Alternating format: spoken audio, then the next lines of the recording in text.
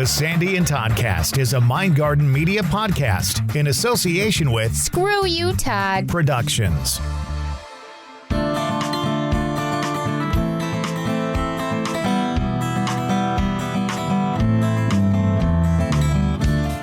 We're getting ready for another episode of the Sandy and Toddcast, and this week it's more about history and basically some interaction that you've had recently with history. Yeah, it ain't no mystery, Todd. So we're starting to get towards the end of this season, and I've had a ball with it. So let's wrap it up the next two episodes in a really, really cool way. Season 8, Episode 7, History Ain't No Mystery. The Sandy and Toddcast is on the way.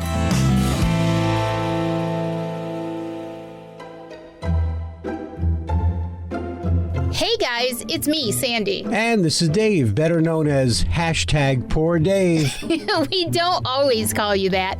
Anyway, in case you didn't know, Dave and I are part of a great new show called Empire Spirits. It's where we hunt lots of ghosts in some of the most well-known bars and restaurants in central New York, along with a great cast Of characters. Yep, Bill Vinci, Michelle Classic, Ryan Vinci, Lafayette Cunningham, and Heather Elias.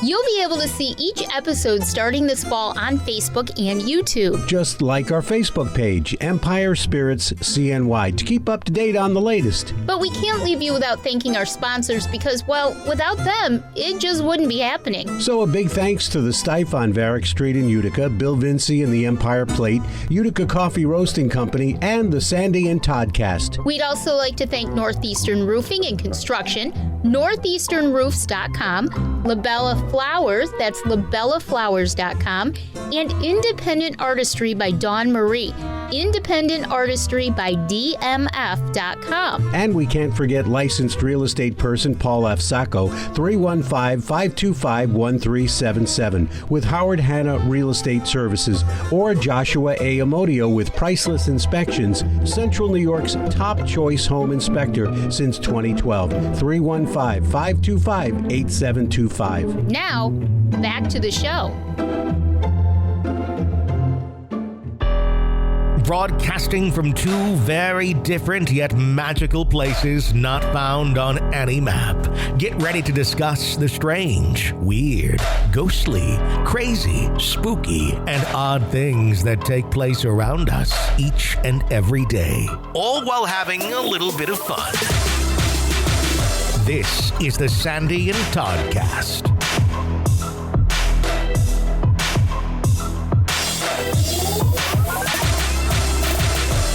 Sandy and Toddcast, Episode 7, Season 8.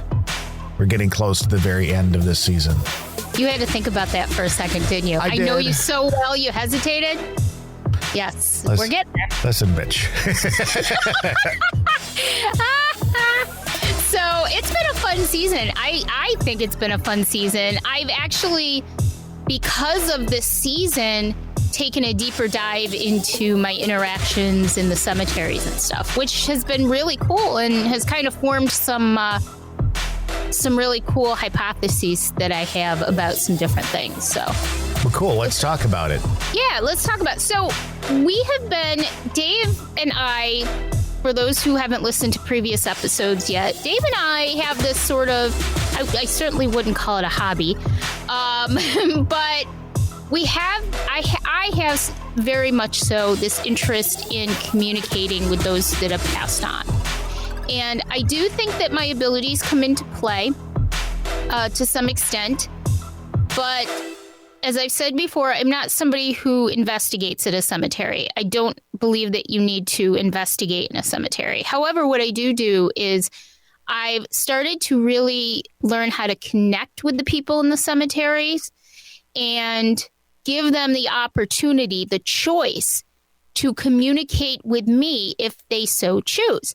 And we've talked about this before, that we don't think that they're always connected to a cemetery. It's not like people who have passed on just are constantly at a cemetery. But I do believe that they have free will. And I do believe that if you ask them and you call upon them, that they may come and visit with you and talk to you. Sure.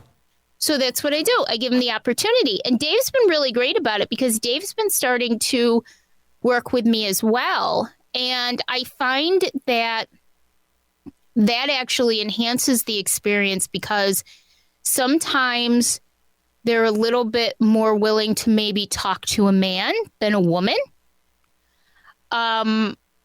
So that's something that we're kind of exploring, Todd, is are some of them more willing to talk to a man than a woman, given maybe the time period in which they lived? Sure, or their life experience, or, and it may not even be man-woman. Maybe there is an energy thing that they connect better with Dave or whatever. Exactly. I will just say this in watching the videos, and I've said this like all along, but when we started doing the Sandy and Toddcast, Dave was like, oh, yeah, ghosts, kind of thing, right? I mean, he found it interesting, but he was kind of like, okay. Whatever. Yep. Okay, yep. Sandy. You could hear it in his voice when he would discuss it. Yeah. In fact, we had him on an early episode and we talked about it a little bit. And I think he was, if I remember it properly, certainly very skeptical, whatever. Yeah.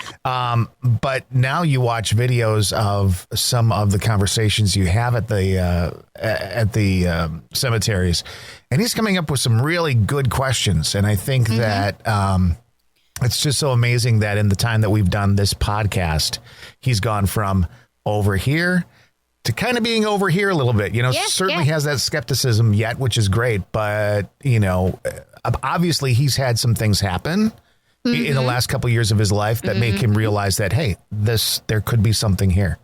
Well, I think there's a few things to unpack here. I think your point is correct that he has gone from maybe not being completely skeptical, because he was maybe when we first met 21 years ago. Right. But he has learned over the years that there may be something to it. And now he's at the point where the past few years, he's actually experienced these things himself. Right. And so where he was 100% of a skeptic on the one hand, and let me just say this too, that I don't think it's healthy to be 100% skeptical or 100% a believer. I think there's a healthy balance there. I think in order to explore and learn more about this paranormal world, you have to be somewhat skeptical, but you also have to be open-minded enough to realize that there is a possibility there as well. I think that's where Dave lies now. I think that he really understands that there is a real possibility, that the things that are happening, that he's experiencing, that he's watching me experience, are things that cannot be explained through science or common sense. And so now he's sort of on that path of, okay, maybe I'm not as skeptical as I thought. Let's approach everything scientifically with an open mind. And then when we rule everything out, then let's approach it from the paranormal side. I think that's 100% healthy. I think that one of the things that helps people believe, if you want to say it that way, is their own experiences. And this is a prime example. You send me video all the time and I'll look at it. And the first thing in my mind is, well, could it be this? Could it be that? What else could this be? Right. And yet, if I were there experiencing it with you, I would have a different immediate take on that happening. And because you've been doing it for a while and Dave's kind of tagging along and being a part of it now too, he's gotten a chance to have those experiences. I think when you start having experiences is when you start moving up the needle a little bit to, I believe, but not everything is kind of thing, Sure. And believe me, during these experiences that we're having, these things that are going on, we're right there with you as far as, well, could it be this? Why would it be that? So yesterday, we actually went to, it was our inaugural visit to Oakwood Cemetery in Syracuse, which I'm just in love with this cemetery. It was our first visit of the season there, and we had some amazing experiences. And one of the things that I did, and I think I'm going to start posting these videos on YouTube, on our YouTube channel. Yeah. So everybody go check them out. But one of the things that I started doing yesterday was I would set the K2 down on the steps. So, for example, I went to the Brown Mausoleum yesterday, and the Browns were a very prominent, very wealthy family in Syracuse who the father, Alexander Brown, actually was an inventor. a very, very well-known inventor involved with General Motors and things like that. He had 2 sons. His wife and his 2 sons are buried at the mausoleum as well, in the vault. And one of the sons followed sort of in his father's footsteps, was pretty mature and invested his fortune that he inherited from his father when he passed. But the other one led a very colorful life, and maybe we can do something like that in a Sandy Cemeteries coming up, because I thought it was very interesting. But needless to say, I set the K2 down on the step and walked away, and I was about 4 feet away, because I am one of those people that even though I play with it, I check it, I test it, I still am always afraid that somehow my phone, when I video, is affecting it. Even though I've done it a million times, I've tried every angle possible, and it's not affecting it, I'm always afraid. So what I did was I went back about 4 feet from the K2, hit the video, but I zoomed in on it instead. There you go. Instead of putting the phone right down there, I zoomed in. I even told Dave that maybe he should shoot it from behind my shoulder when I'm doing it as well, if I'm going to hold it. But again, that just proved to me that my phone is not affecting the K2, because the K2 was just wildly going off on the steps of this mausoleum. And it happened with another family that we've actually visited several times there and had communication with, the Gussman and Ebeling family. They have a beautiful vault as well.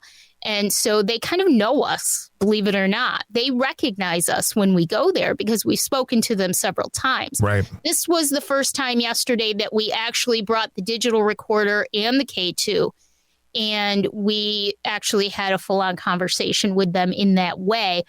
But so getting back to my point, the point is I'm always in the moment trying to use my debunking and common sense skills to say, okay, there's no electricity here.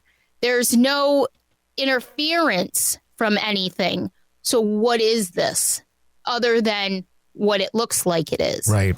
I've even gone so far as to look up where, if there was any electricity in cemeteries, where would it be? Well, most likely it would be, the cables would be under the road, so they wouldn't be where the bodies are buried. Right. You know, things like that is very, to me, is part of the whole thing. It's making sure that what you're experiencing is indeed what you're experiencing. And so far, I haven't been able to debunk any of the things that are going on. And we'll have conversations in the car afterwards and say, well, if it was this, then it would be constant nonstop. It wouldn't respond to things I say or don't say. So those are some of the things that we think about when we're experiencing these things. And I think it's helped Dave quite a bit, too, in realizing that there is something more to this. So when something, okay, so I want to get your perspective on this. So you're at a cemetery and you seem to be having a conversation with someone or something is there. You rule out the phone, right? You rule out electricity. Maybe you rule out a couple of other things in another situation. Right. At that point, you say, there's probably something going on here, right? Mm-hmm. Where's your percentage? So have you ever been 100% sure that something that happened was paranormal, or do you never get to that point? I don't think I'll ever get to that point, but I think that's the healthy part of it. Yeah. I think the healthy part of it is, and I think it's what drives me to do more of it. Because the healthy part of it is saying, okay, I am 95% sure what I just experienced is real, right. But there's got to be something. I've even read that there could be random, if there's power lines out by the road, there could be a random EMF. However, I doubt that there would be a random EMF constantly throughout the whole thing, or different locations. You know, so my mind is always working, but I'm never 100% sure that what I'm experiencing is paranormal. Now, sometimes I will say this. Sometimes I can feel the energy. And this is kind of my next hypothesis that I've started to develop. Sometimes, because that's what I do, is I feel the energy. Sometimes I can feel their energy coming in. And that kind of puts me in a certain direction or a certain question to ask or a certain way to do it. The first interaction I have with them is usually pretty typical questions. Are you happy? Are you at peace? Who are you buried with? Are you a man? Are you a woman? Typical questions. But when I go back to visit, I've usually figured out a little bit more about them. And that's when I tend to feel a little bit more energy. One thing that Dave and I have noticed, and this is like this really cool hypothesis that we've been forming over the past several weeks. I want your take on it. Is we have had some pretty strong responses when we visit the graves of people who were business people, wealthy people, public speakers, abolitionists. So we've had we went to the Garrett Smith grave, his family and his grave last week, and got a phenomenal conversation. And I literally call them conversations because whatever this was, whether it was Garrett, I don't know for sure. I'm not at that 100%. Literally was responding what seemingly was intelligently to the question. So, for example, at one point, I was speaking with Mr. Smith, and Dave went over to his son Green's grave. And his son Green was very well known in I can't remember what the word was, but the bird, like the study of birds and things. Okay. And Green had what they called the birdhouse on the Garrett Smith estate. And it had thousands of different species of, like stuffed birds and different things in there. And it eventually, I think it was either torn down or burned down. I can't remember for sure. But Green died at the age of 39 from tuberculosis. And so he died young, but he was very well known amongst the universities and that whole scientific world. And so Dave didn't know any of that. Dave went over to Green's grave and started to read it. And we were getting a little bit of activity from Garrett. And Dave said, "Oh, he died young." And I said, "From tuberculosis." I said, was that correct, Mr. Smith? Did Green die of tuberculosis? And it immediately lit up to the red. And so those kinds of responses to me are very, very intelligent. And I found a pattern between people who were well-known in the community, outgoing in the community, orators, abolitionists, people used to speaking out and being very well-known, as opposed to, for example, the two freed slaves that we spoke to in the same cemetery. There are, I believe, tens and tens of unmarked graves in that cemetery of freed slaves who didn't have the means to have stones put up. But there are two that a woman, I think 10 years ago, purchased 2 stones. One for a woman named Maria Howard and one for a freed male slave named Thomas Jefferson Potter. And so we visited before, but we took the K2 with us. We took some flowers. We always take flowers. And there were some hits, but it was almost hesitant. Yeah. And so I'm starting to form this idea. Yesterday, we stopped at 3 vaults specifically, and all were business people, all were well known in their communities, all were very outgoing, upstanding people who were used to the community and being out there, who were very well spoken. And we had amazing hits. I mean, we're talking red all the way through. So I'm starting to think about the idea that maybe the people who, as we say, the people who were one way in life, maybe really are that way in depth. So in other words, if you were just a commoner, say, or a freed slave who didn't have as much of a chance, an opportunity to be yourself, who kind of stayed to yourself because of that fear that you were living with, being ostracized all the time, that maybe you were a little less willing to speak until maybe we fostered some sort of relationship with you and you felt you could trust us. Yeah. For example, yesterday we stopped at the Wolf Vault, Mr. and Mrs. Wolf.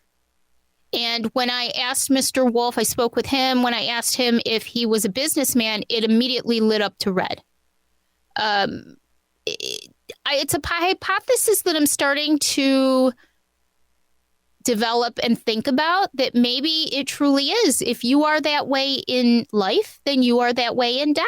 And that's how you come through to people when you communicate with them. We stopped at the grave of Major General Peck. He was a major general. He served in the Mexican War, and he also served in the Civil War. And he went to West Point, quite the gentleman. I could feel the energy of him as almost being stoic. He would respond, but he would not respond to everything I asked. It was sort of that energy of like, I'll answer what I feel like I need to answer. Yep. He did lose 2 young boys. One was under a year old and one was a toddler. And we said how sorry we were, and that got a response from him. So it's a hypothesis that I'm starting to form, but I just think it's interesting. What do you think about that?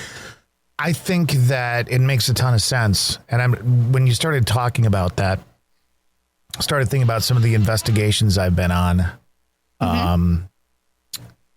and how certain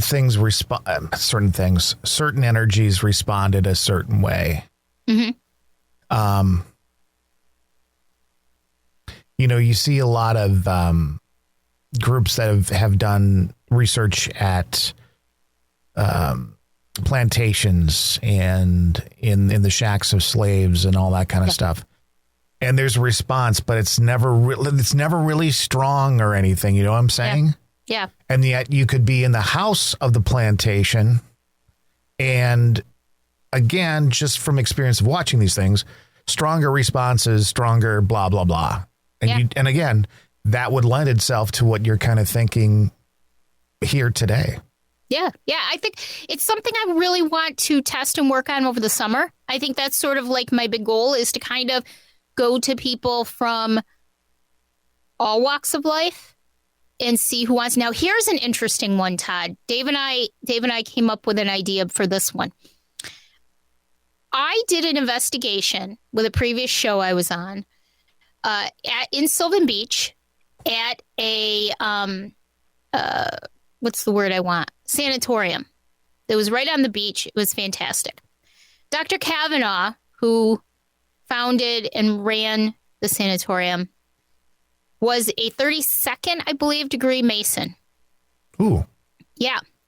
And so Sue, who is in my group apps, did the investigation with us for the show.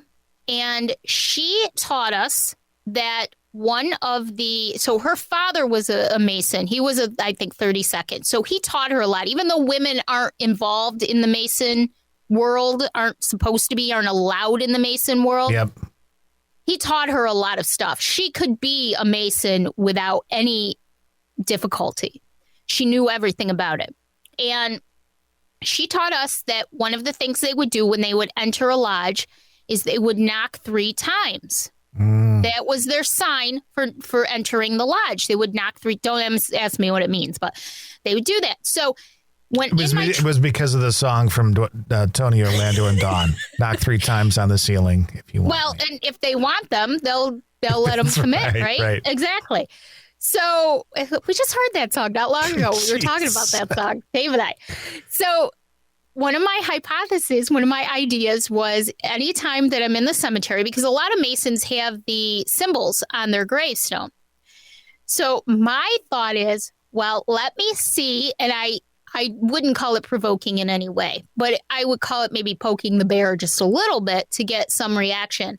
I would go over to them and speak with them. And then regardless of whether I got a reaction or not, I would knock 3 times on their stone and see if they responded. And do you know, I never got a response from them. So yesterday I did it and I didn't get a response. And I thought to myself, I was telling Dave about it in the car. You'll love this. And I said, maybe they're angry that a woman is doing their knock and they are refusing to respond. Right. And Dave says, next time I'm going to go knock. There you and go. Let's see what happens. Yeah. So that's the kind of stuff that we do, that we think about to kind of form these ideas that we have so that we can move forward. It's fascinating study to me. It's fascinating because the whole point that you and I think of it is we want to learn and we want to understand more and we want to help in any way that we can. And I do think that it helps. I mean, those 3 main ones that we did yesterday was not everything we did. We went to a couple named Man who communicated freely with us, but they were also people prominent in the community. So it's things like that that make your wheels turn and kind of get you thinking like, well, what if we did this? Or what if we tried this next time? So next time Dave is going to try the knock with the Mason and see if he gets a response because Dave is a male. So it's just really interesting to us. It's some things that we're working on now. It's a very interesting field of study, apparently. We've started our own university. It's just me and Dave. But and I do feel like it gives them the opportunity because I think a lot of them don't get any visitors. They don't get anybody trying to talk to them. And I think that it's super, super cool that they get an opportunity if they choose to come and talk, Right. And one thing I want to mention, and I won't say her name, but there is a lady that I met last year when we did the 1834 Herkimer County Jail tour, the fundraiser. And she's wonderful. And she has, in the past year, she's friend requested me. We talked. She's part of our group. She's part of our page. And I kind of helped guide her with some equipment that she's wanted to get and things. And she asked me a few weeks ago about the K2 because she's seen some of the videos that I've posted in our group about the conversations that I've had. And she wanted to contact a couple of family members that have passed on. And so I told her exactly what to look for in a K2, because I do think that even though they look the same, paying $25 for a K2 may not be the same as paying a little bit more for a K2 if you want, there are some kind of fakey ones out there. I think you want something that's solid and, responds very well. So once she got it, I walked her through how to use it and the things, and she watched the videos, and she actually went. I told her I was crying, and she was like, why are you crying? I said, because I'm just so happy for you. She actually took her K2 to her family members and got some amazing energy responses on the K2. Oh, that's cool. Yes. And it makes me so happy to know that other people can do this too. Now, I will say that I think it comes a little bit easier for me only because I can feel the energies when they're near me. And I think that might help feed them a little bit. But I really think that anybody can do this. If you go in with an open mind and a willingness to connect. And I think you can do that. And I think this wonderful lady is an example of someone who really wanted to connect with loved ones and was able to. So I just think that's a really cool story. It's great. Love it. Isn't that neat? Yeah. And one other thing I just wanted to mention to you guys, this is kind of neat. Let me ask you this. What are your thoughts on this? What are your thoughts on letting teenagers investigate? I think we've kind of talked about it a little bit. I think, we place so much emphasis on somebody's age. I think a lot of it comes down to what is their mentality? Do they act like they have some maturity, right? But I say for anybody, whether you're 16 or 61 or whatever, I would never make your first experience alone. I would make it with somebody who's done it for quite some time. Yeah. Somebody that also has some maturity to them, meaning like in a situation where they may or may not find something. Again, a healthy dose of skepticism and a healthy dose of belief really make a difference with who you're going out. If you're going out with somebody who's just going to basically say everything was a ghost and, oh my God, this is scary. It's going to, it's a demon and it's taking over my body. That's not going to be a great first experience for anybody. So I think, teenagers, I think in the right circumstances, yes, but I would say whether they're mature or not, you certainly don't want them doing it by themselves the first time. Yeah.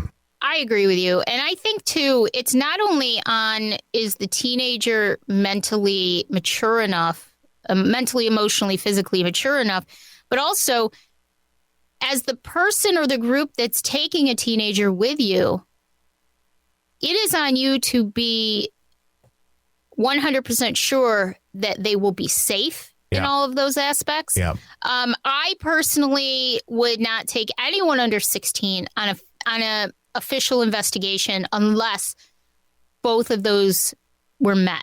Those conditions were met. I just don't.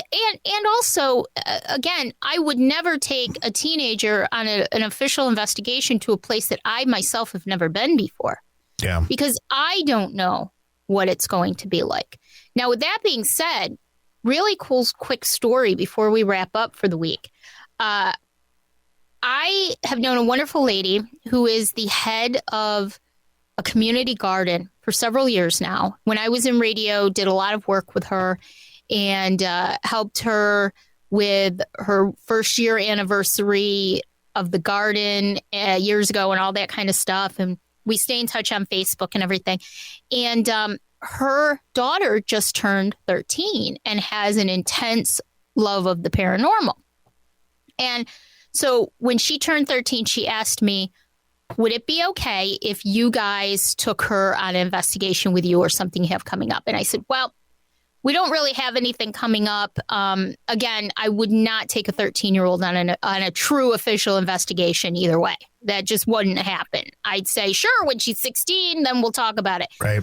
But what I did say is, how about if Dave and I come and get her and we take her out for a couple hours and we take the K2, we go to a place, we let her use the equipment, we let her ask questions, we let her try to communicate. While she's in that setting where we're in control of that setting.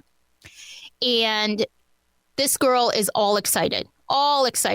And we are recording this on Sunday, the 11th. And so this afternoon, Dave and I are going to go get her. She's very excited. I talked to her mom this morning. And we're going to go to a historic site. And we're going to let her use some of the equipment. Because it's really important to me, Todd, that we foster this excitement and this interest in the paranormal. If I remember, I was interested and I was excited about the paranormal when I was 5. Yeah. Not realizing where it was going to lead me in my life. But I was, and I wish somebody had been there who understood it and understood my fascination and my excitement for it and kind of fostered that for me. And today, and that was at a time when there was nothing on TV. There was nothing except, The Exorcist and Poltergeist. In search of our favorite TV show. In search of our favorite TV show. Yeah. But I wish somebody had fostered that in me because I may have grown up understanding it a little bit better. And so I never miss an opportunity to foster that interest and that excitement in a young person, because if you're going to go by what you see on TV, not everyone gets possessed and, attacked by demons every time that they enter a location like in Ghost Adventures. That's not the real world. And I don't want these kids to grow up thinking that that's what it's all about. I want them to understand what it truly is and foster that sense of learning and exciting abilities and helping and foster that nurture, that caring about the paranormal world and to understand that these are just people that you're dealing with. 99.9% of the time. So I think it'll be fun. I think it'll be educational for her. I think she'll have a good time. The place that we're taking her, and we can talk about it maybe next week. Sure. And see how we did with it. But the place that we're taking her, I think will have some activity. It reminds me a lot of Fort Ontario that we went to, Dave and I, last September and had some unexpected craziness going on. So I'm really excited to take her there today. And if it's a little quiet, we may end up going to the cemetery. Do you remember when we went to Bachelor's Grove? Was it last year or the year before? I think it was the year before. Year before. Yeah, we went to Bachelor's Grove, which I've always been attracted to, drawn to. We finally went there, and I found Mr. Foskett and found out that unbelievable, coincidence? I don't know, that his family is actually buried in Herkimer. He was actually originally from Herkimer, New York, which is 20 minutes from me. So I've been wanting to go back and visit that family for a while now. We may go back and visit them. So just a really cool afternoon. I'm really looking forward to it. And I'm hoping that she's really excited and she asks a lot of questions and we can let her see the equipment that she sees on TV in real life and play with it and understand it. And so it's just going to be a really cool day. So I'm really looking forward to it. So we'll talk about it next week and see what we got. All right. That sounds good. Let's go into our little spiel for the week. You can find the Sandy and Toddcast on any of the platforms that you normally find your podcasts, including YouTube and Twitter. Be sure to like the Sandy and Toddcast on Facebook to keep up on the latest goings-on, including each week's episode. You can also join our group, Stay Weirdos Friends of the Sandy and Toddcast, for more fun. Stay Weirdos is a safe place to share your thoughts, feelings, ideas, and random inappropriate memes without judgment. Sandy and Todd also have a podcast called the Empathecary Podcast. It's for empaths, by empaths. And if you know an empath, you might want to listen too. Find and like the page on Facebook. And finally, if you're thinking about starting your own podcast and just aren't sure where to start, Sandy and Todd can also help with that too. Mindgarden Media is their latest project where the dynamic duo can guide you every step of the way in your podcasting journey. Editing, producing, and consulting is what they do. Like Mindgarden Media on Facebook or email them at themindgardenmedia@gmail.com. And as always, thanks for staying weird. One thing I thought I would note too is that, when you talk about taking teenagers, etc., on out investigating and stuff like that, again, realize like when you were growing up and all the stuff you were experiencing and what you thought, and there may be some, I'll call them kids who are more open to things and experiencing things. So there's a safety thing that you've got to keep in mind. There's the ability, if that happens, are you equipped to have that conversation with that individual right then and there? Because that can be, the first time you have something major happen, it can be very mind blowing. So you have to be prepared to help that person deal with it. At 13 years old, you are not in any way prepared for anything in life. And so, but and that's why I think that if you are going to do those things, it shouldn't be a couple of teenagers in a car going to the local cemetery and getting a thrill. It really should be giving them that base, that understanding that that's not the way that it works. That if you really are interested in it and you really want to do it, you have to be safe. You have to make sure that you're safe, and you have to make sure that the people that you're with are safe. And it's actually... It's fun. This isn't the first time I've done this. My best friend Karen, her child wanted to go one time, so I took them. But you really have to make sure that everybody is going to be safe mentally, physically, and emotionally when you do something like that. So if your child is interested in that, I say that's amazing. That's fantastic. Even if you as an adult are and you want to experience things. But always think from that perspective that you have to be safe when you're doing this, because as many times as you do this, you should always be going into it prepared for something that you don't expect or something that may not be as pleasant and happy as you thought it might be. Exactly. Well, we got one more episode coming up next week. We'll follow up on the story that Sandy just told us about and their outing today, and we'll wrap up another season of the Sandy and Toddcast next time. Yay! Yay! All right. Thanks, guys, for everything. Bye.